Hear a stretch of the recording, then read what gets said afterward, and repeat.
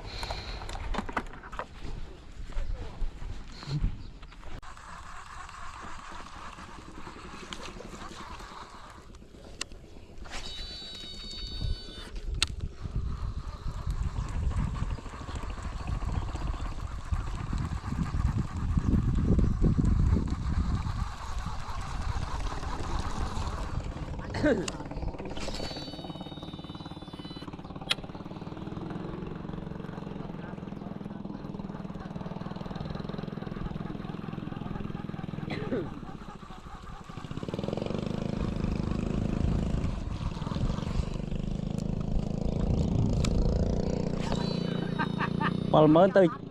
chỉ 70,000 chụp bánh nhanh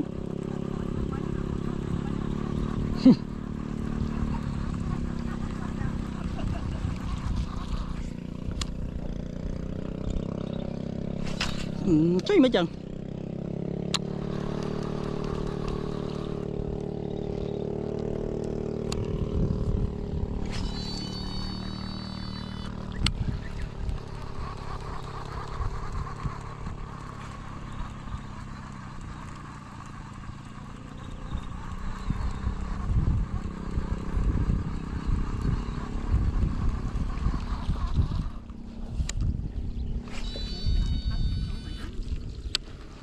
cho lại xe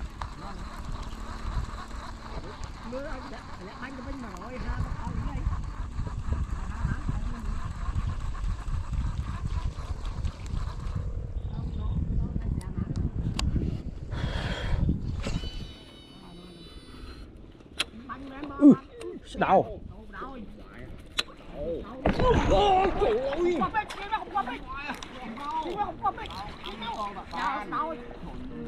chị đau không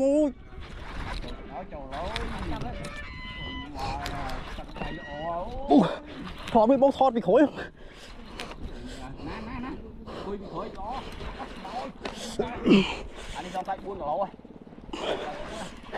trời bắt bạch chương lắm ơi bạch chương chụp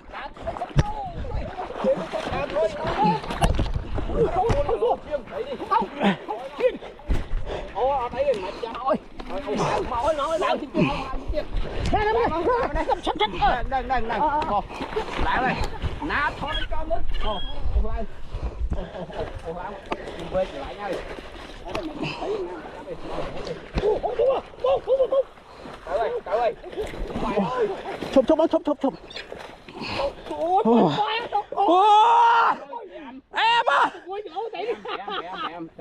chuột chạy ơi vâng hai vai với vâng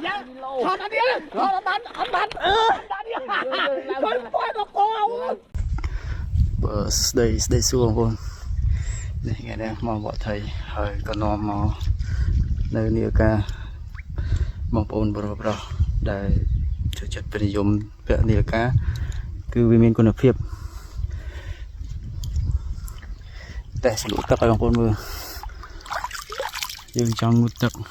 rồi có hai tắc rồi có bọn thầy rồi có từ na làng Phnom làng ấy chứ này cứ về thôn vậy cả này cứ thôn mình tên bây mình nghĩ câu chỉ luôn tới vì câu thói bây giờ chia bánh hai cho mùi tắc con